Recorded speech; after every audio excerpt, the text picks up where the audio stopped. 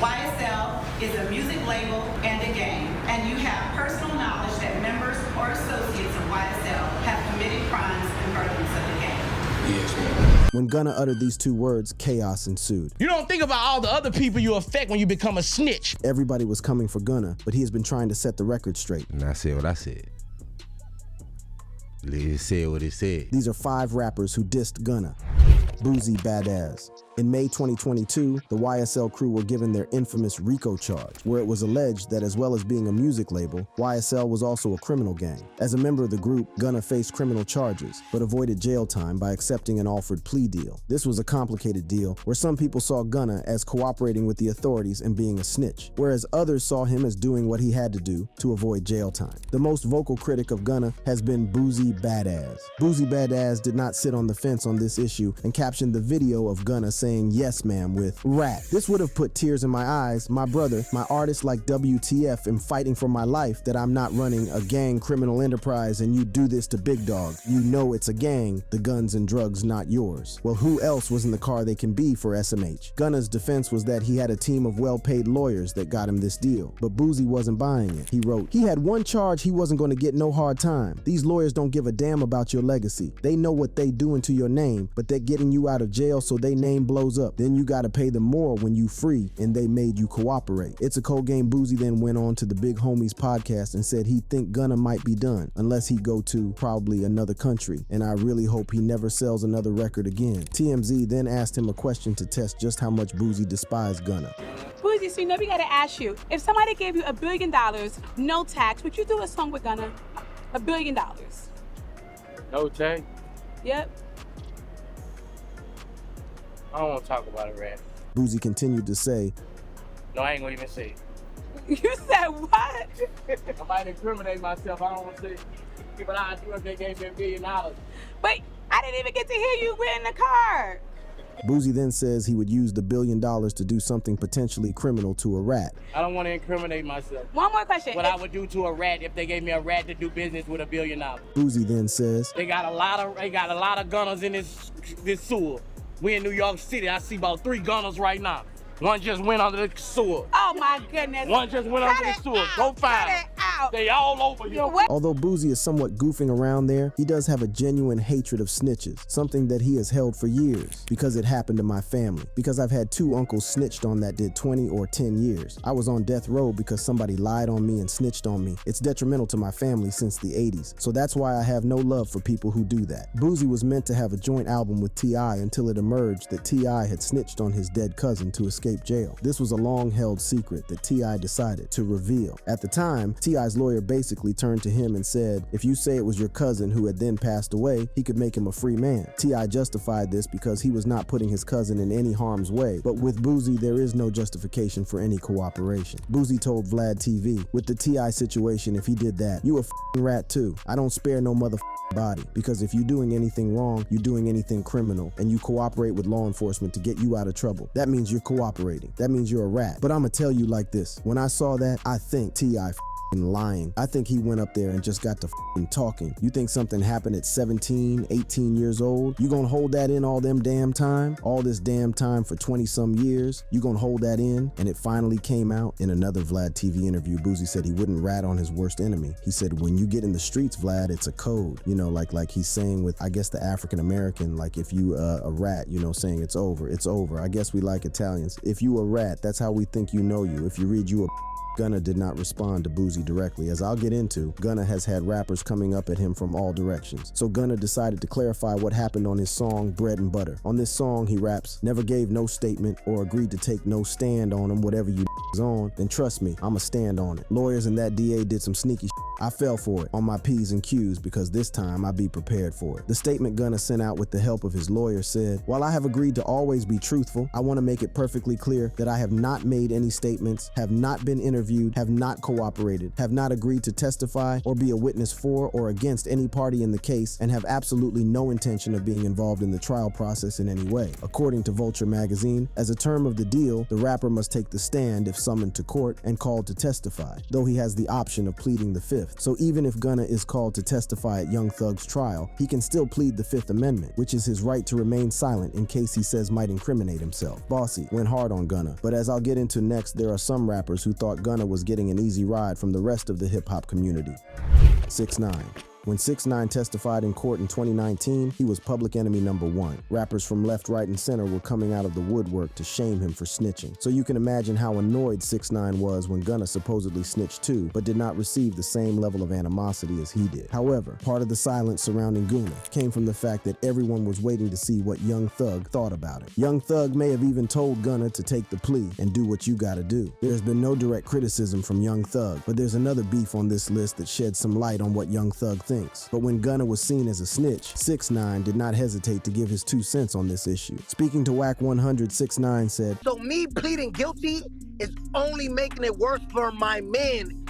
Anything you just said in that courtroom is gonna be used against your man." He said that the sole purpose of the state and the judge is to incriminate you. The state, the judge, whoever is there to incriminate you, my man was there. He's there. We did it. Why? Because I said, yes, I'm guilty. Give me my time. Whack 100 was of the opinion that Gunna was a snitch, mainly because of the fact that Gunna only had to do some community service, and he more or less got away scot-free. Whack 100 said, he told, "Listen, you're not pleading guilty to a RICO, and they're freeing you. He did something." 6ix9ine has also posted the video and wrote on social media, "Just STFU and listen. I know you don't want to accept it. Your man is fighting for his life in court on a gang RICO. Go ahead and make your 1,000 excuses. I stand on whatever I do or did. That's why I'm still walking on this earth and nothing ever happens to me. I am him. Real getting shot and kicked in their face. Can't be me." 6ix9ine also appeared on DJ Academics and said, "So he just implicated YSL being a gang, so now his fat is home, right? All of the people who's locked up like Jeffrey, like Young Thug, now he can't go with the defense." 6ix9ine had a point that he received much harsher criticism, but part of the reason why is that they were in 2 completely different situations. Brad Cohen, the lawyer for Kodak Black, explained the differences of their cases on Instagram. As a lawyer, he did not want to take sides on the situation, so started off by saying, "I have been getting an enormous amount of DMs asking my opinion on Gunna versus 6ix9ine comparison. It's interesting, but in my opinion, different scenarios. First, I don't judge what a defendant does in their own interest. That's their business. You can decide if you follow them or not, and that's your decision. Some people believe any snitching is snitching." He went on to say, "In Gunna's case, his plea only affects the defense of Young Thug if he was to blame Gunna for drugs in the car. Other than that, the statement doesn't come into a trial." Now versus 6ix9ine. That was full on testifying against co-defendant and against others in the industry. Again, not saying what's right or wrong, but there is a distinct difference in the 2 situations. One of the few people to back Gunna's corner was DDG. When he worked with Gunna, he was asked about it and said, "Me personally, I don't claim to be like in the streets or like a part of none of that bullshit. I'm thinking about getting money. You know what I mean? So it's like I look at Gunna as a cool a nigga that embraced me as an artist and put me in a different type of space. On some like, not necessarily some big homie but like, I just with him a different type of way than, I don't know. That ain't got nothing to do with me." Academics pointed out that some artists were checking social media to see which side their fans were taking on Gunna and basing their actions on that. DDG responded to this by saying, "I ain't finna switch up over no allegations or whatever other saying. I just don't ride waves. That's just not what I do." Gunna has not directly responded to 6ix9ine. However, the song Bread and Butter contains the line, "These rap boys need more streams. Heard he put my name on wax." This could be a sneak diss to 6ix9ine, who has always used beefs and clout chasing to boost his career and profile. Had Gunna mentioned 6ix9ine's name in this verse, he would have been giving him exactly what he wanted. Freddie Gibbs. Believe it or not, the beef between Gunna and Freddie Gibbs dates back much further than Gunna's alleged snitching. In 2019, Gunna looks to have appeared on the TV show Crime Stoppers, a show where police and detectives inform the public about crimes that have happened and ask the public to provide them with information. And coincidentally, Gunna is seen talking to this show on the subject of snitching. So that street word, snitch. No one's want to be labeled as a snitch. I don't want to tell on him because somebody might try to come kill me or someone in my family. And in case you were in any doubt that that was Gunna, they refer to him by his real name, Sergio Kitchens. Kitchens says Benton first lied to police because he didn't want to rat out another member, Clarence Carter. In response to this footage, Freddie Gibbs tweeted, "If you was on Crime Stoppers TV, you a snitch. Ain't no way around it." Gunna denied that this was him appearing on Crime Stoppers and said, "Yes, that's me, but that wasn't on no Crime Stoppers. I don't know what the hell thinking about cause I wasn't in no case or nothing." So even saying like, "You snitched on who? I was never in no case." It turns out that Gunna was actually on CNN and was talking about his cousin's murder case. On The Breakfast Club, Gunna expanded on this and said, "My cousin went to jail. A little girl got killed. My cousin went to jail for it.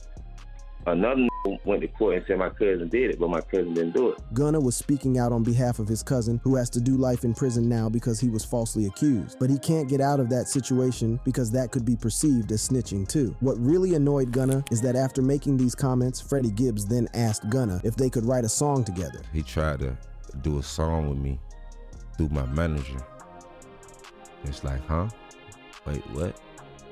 Oh, you tried to do a song after he made those comments about you? Right. Oh, wow. So he made the comments a long time ago. Long time ago.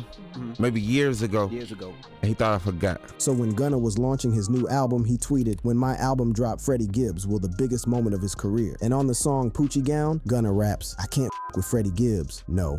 Telling fibs." In response to this, Gibbs wrote, "Damn, that was it? I thought fam was gonna give me some bars. I love Gunna music. I think he one of the best making music, so to be recognized by one of the best is a blessing. Now don't take this get back personal. 2 years ago, these niggas wouldn't have mentioned my name. That let you know who the new king is." Gibbs also revealed something that happened behind the scenes. Gibbs alleged that artists had asked Freddie Gibbs to not release tracks that they did together because Gunna wouldn't approve. He wrote on Twitter, "It was that took their verse off my album because one ain't like me. I wonder how they feel now. I prayed for this day. And y'all said I was hating." Well, Freddie Gibbs sarcastically responded to Gunna's diss and tweeted, "Definitely about to be my biggest year in rap. I appreciate all y'all man a hash SAS." He then argued that Gunna is only going after him now because he is much bigger than he was a few years ago. He wrote, "I'm the hot topic right now. These need me to push the project. I get it." Freddie opened up about why he hates snitches so much. He said, "My cousin was in a jail. A little girl got killed. And another went to court and said my cousin did it, but my cousin didn't do it. My cousin still got life for that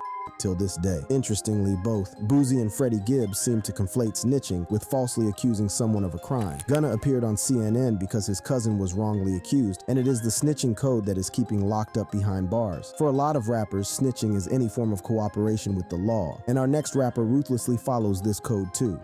Lil Durk.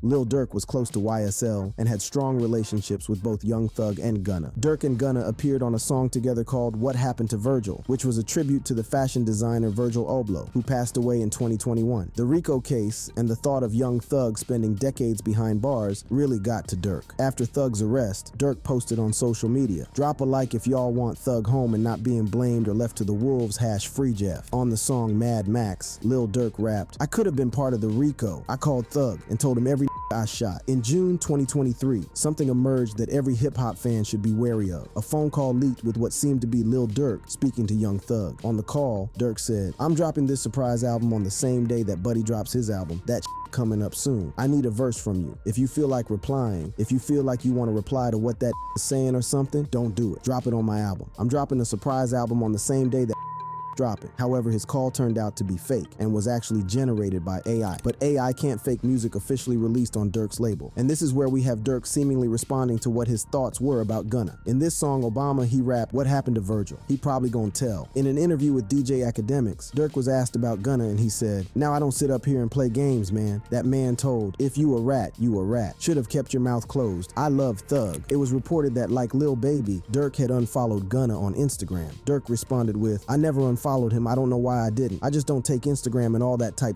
serious. But if you a rat, you a rat. If you rewind the clip a little bit, I looked into the camera and I told you, if you a rat, I hate you because I love Thug." He expanded on this by saying, "I hate all rats. If you ever told or ever tell, I hate you with a passion. That took away half of my life. It took away my father, and that's someone that I needed." Durk is referring to his father, who received a life sentence after he refused to snitch on Gangsta Disciple co-founder Larry Hoover. His father said in an interview that the authorities went to him him and said, "You give us Larry Hoover, we'll put you back on 26th Street and you'll work for us." Dirk's father, Than, said, "I went in my pocket, pulled out the card to my lawyer, slid it on the table and said, 'Call my lawyer.' And from then on, here I am, 26 years later, a free man, without telling, without compromising, without being something I'm not. Rats, stool pigeons, people who tell things to get out, we don't live this type of life." So this is the background Dirk comes from, and how cooperating with the authorities is completely forbidden, even if that means wasting away for decades in a jail cell. However, the interview with DJ Academics received further controversy, and not from what Dirk said, but from what Academics said. Fat Joe had some not so nice words to say about DJ Academics and said that the host added fuel to the fire. Fat Joe said he made him answer what he thought about Gunna. That's the oldest trick in the book in hip-hop journalism. Now Dirk jumps out and says, "No, I'm not." Now these two people don't like each other for the rest of their life. From Joe's perspective, Academics was trying to promote negativity. Fat Joe added, "But this is the type of entrapment East Coast, West Coast beef, Vibe magazine, the Source magazine they've been doing. Here we stay in the light. We want to hear positive things about everybody." So sometimes beefs don't exist solely between the people arguing, but there are also some puppeteers nudging them to act out too. Lil Baby. Lil Baby and Gunn were the best of friends. Would you say Gunna's your closest friend in the industry? Yeah, definitely. In fact, they were more than friends.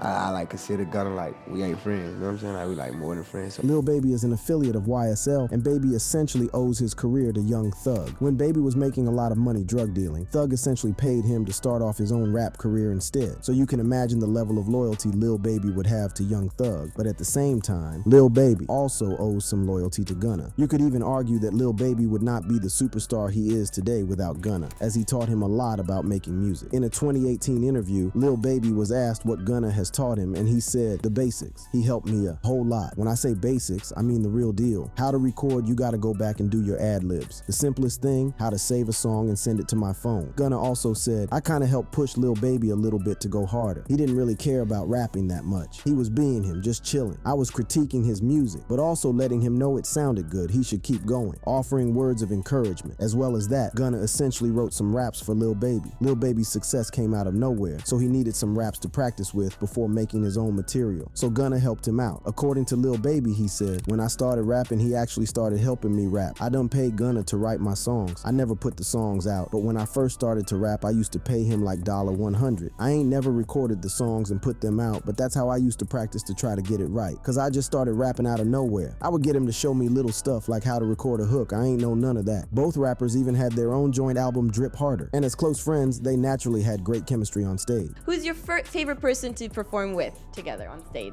I mean Gunna, of course. Yeah?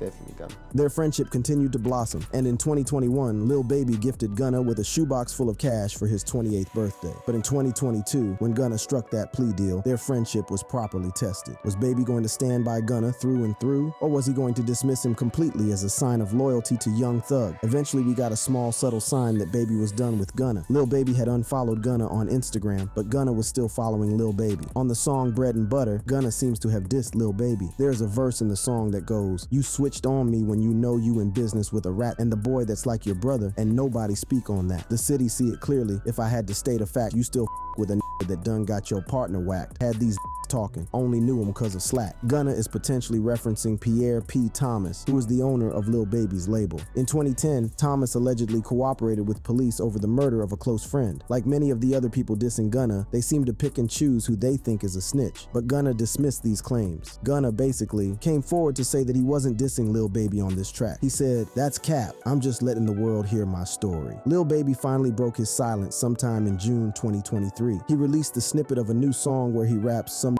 taking pleas at trial, I know that Slime ain't happy." For those who don't know, Young Thug is sometimes known as Slime. So are Gunna and Lil Baby still friends? Time will tell. Baby did not necessarily diss Gunna and just said that Young Thug was unhappy with the plea deals. Of all the friendships that have been tattered by Gunna's plea deal, this is one where they have a proper history together. Given what happened since Gunna's plea deal, close friends have turned to enemies and Gunna found out who his real friends were. Thank you so much for watching. Please click on some of the videos you see in front of you now.